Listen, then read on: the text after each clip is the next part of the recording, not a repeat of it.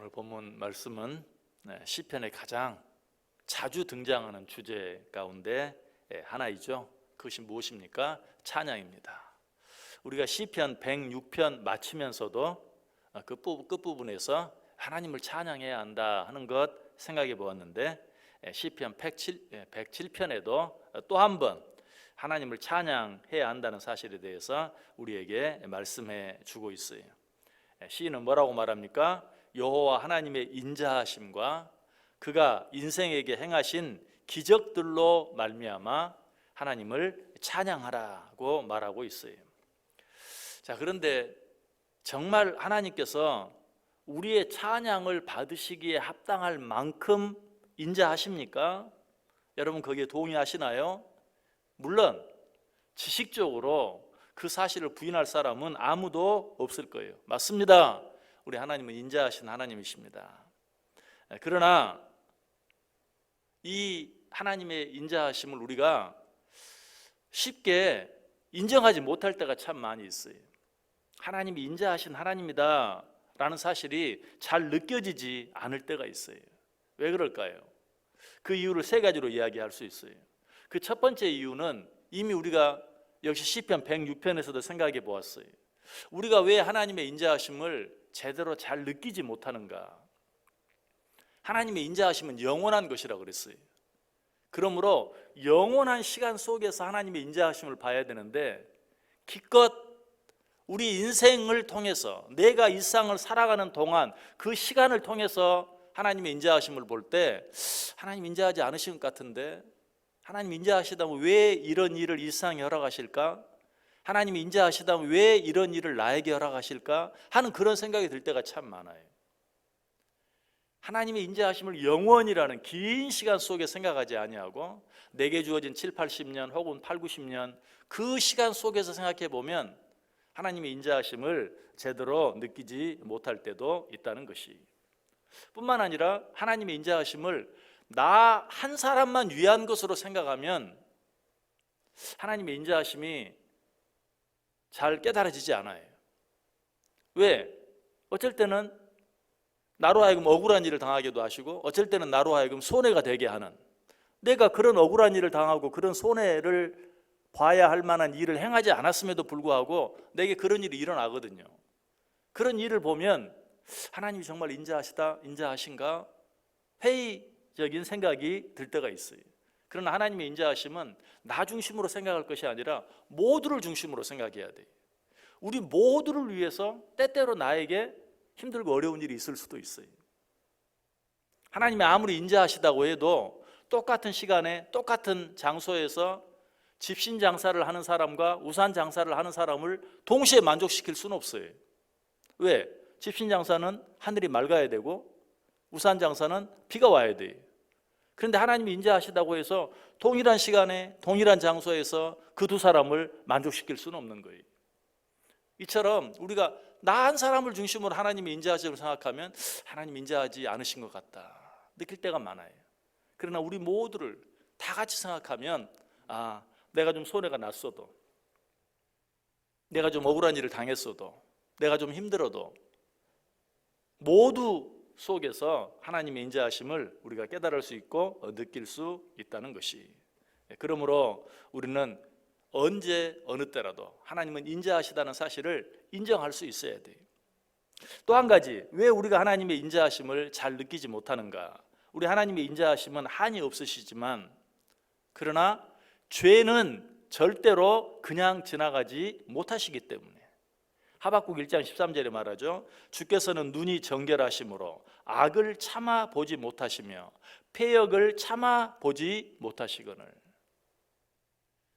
하나님이 왜 인자하시다고 했는데 저렇게 무서운 모습으로 우리에게 나타나시는가? 왜 그렇죠?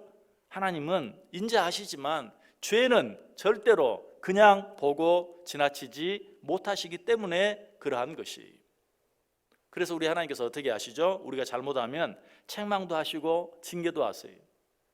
그래서 그 책망도 하시고 징계도 하시는 모습이 하나님이 인자하신가는 거리가 멀게 느껴지는 것이, 우리는 이런 하나님의 모습을 보고 하나님의 인자하심은 어디 있습니까? 라고 묻고 따질 때가 있는 것이, 그러나 역시 우리는 믿어야 돼요.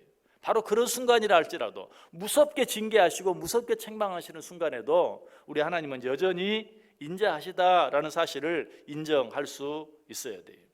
하나님께서는 우리가 잘못할 때 진노하셔서 책망하시고 징계하시지만 역시 우리가 시편 106편에서 하나님의 인자하심을 생각할 때 하나님은 진노 중에도 징계 중에도 긍휼을 베푸시는 하나님이라고 분명히 말씀드렸어요.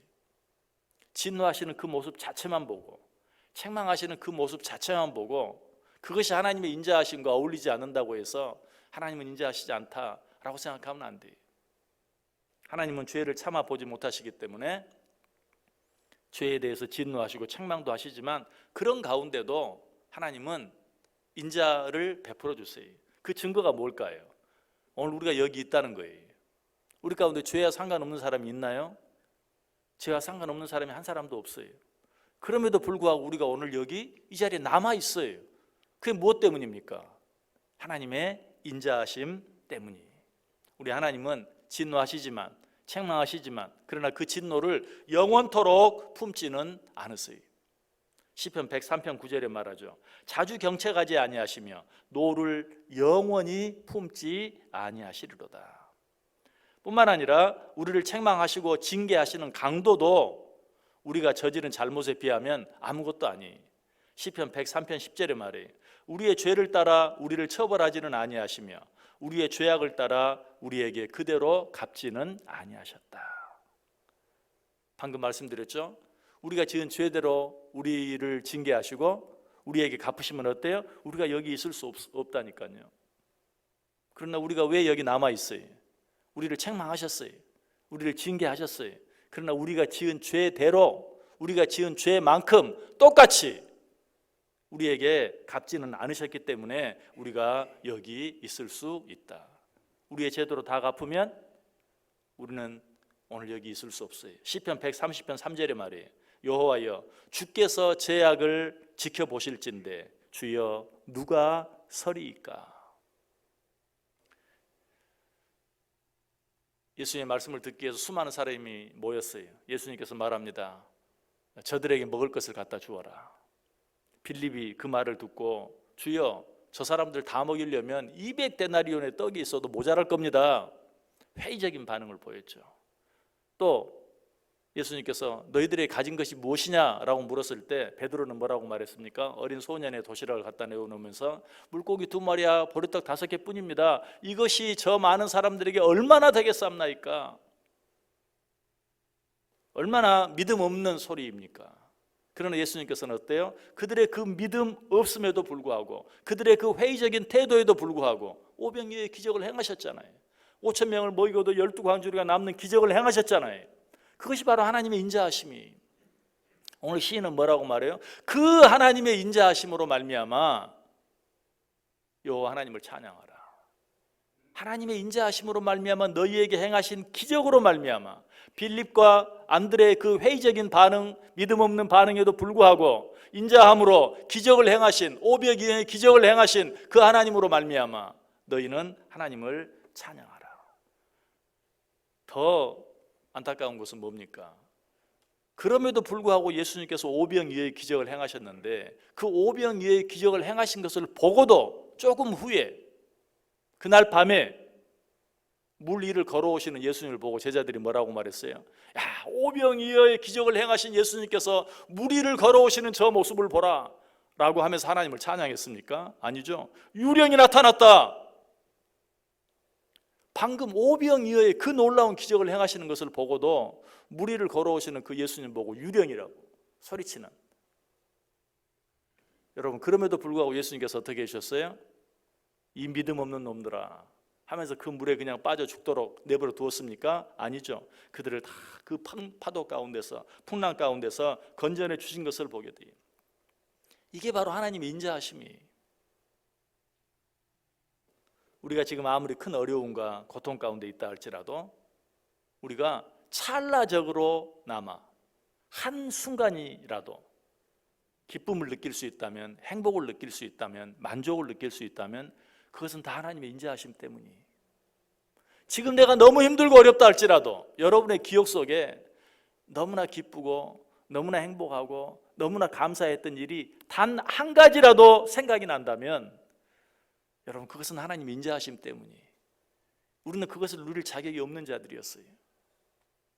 우리가 행한 대로 행한다면, 우리가 행한 대로 하나님이 갚으신다면 우리는 단 한순간도 기쁜 순간, 행복한 순간, 만족한 순간, 감사한 순간이 없어야 마땅한 자들이, 그런 일이 단 한 가지라도 여러분 마음속에 생각난다면 그것은 나를 향한 하나님의 인자하심 때문인 줄 알고 우리는 어떻게 해야 돼요? 그 하나님을 찬양해야 돼요. 이 사실을 통해서 우리가 분명히 기억해야 할 것은 우리 가운데 일어나는 모든 일들 중에 하나님의 인자하심과 상관없는 일은 아무것도 없다. 우리 가운데 일어나는 모든 일 중에 하나님의 인자하심과 상관없는 일은 아무것도 없다. 여러분, 이 사실을 분명히 마음에 새기시길 바랍니다. 프랑스 작가 모리아크라는 사람의 묘비에 보면 이런 글이 새겨져 있다고 해요. 인생은 의미 있는 것이다. 행선지가 있으며 가치가 있다. 단 하나의 괴로움도 헛되지 않으며 한 방울의 눈물, 한 방울의 피도 그냥 버려지는 것이 아니다. 정말 그렇습니다. 우리 하나님의 영원하신 인자하심 가운데 진행되는 우리 인생에 일어나는 모든 일들에는 반드시 의미가 있어요. 하나님의 계획이 있고 섭리가 있고 그 일 속에는 하나님의 사랑이 있고 하나님의 인자하심이 있어요. 오늘 시인은 이 사실을 깨달았어요. 그래서 우리들에게 부탁하는 것이, 아니 또 한 번 명령하는 것이 뭐라고? 여호와의 인자하심과 인생에게 행하신 기적으로 말미암아 그를 찬송할지로다. 오늘 하루 어떻게 살기를 원하세요? 좀 힘들고 어렵다 할지라도 하나님의 인자하심과는 상관없는 그런 일들이 내게 일어나는 것처럼 보인다 할지라도 하나님의 인자하심은 우리가 겪는 모든 일 속에 반드시 들어있다는 사실을 꼭 기억하고 하나님을 찬양해 보세요. 하나님께 감사해 보세요. 그렇게 할 때 그 하나님의 인자하심이 내 안에 더 깊이 느껴지게 되어 있어요. 하나님의 인자하심이 더 풍성하게 내게 와 닿을 수 있어요. 하나님을 찬송함으로 나를 향한 하나님의 인자하심을 더 풍성히 느끼며 더 풍성히 누리며 살아가는 복된 하루, 복된 인생들 다 되시기를 주님의 이름으로 간절히 축원합니다.